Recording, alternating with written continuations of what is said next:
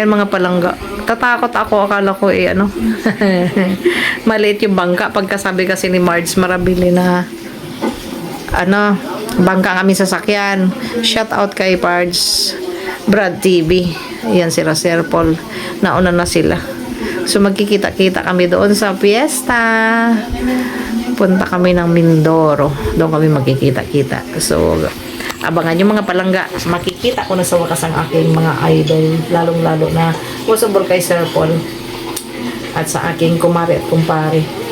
Ang aming pupuntahan talaga doon ay Binyag. So mag-aanak ako sa Binyag. So see you soon mga palangga. So 1 month pa before mangyari yun. 1.5 month pa bago mangyari yun. So abang-abangan na lang mga palangga.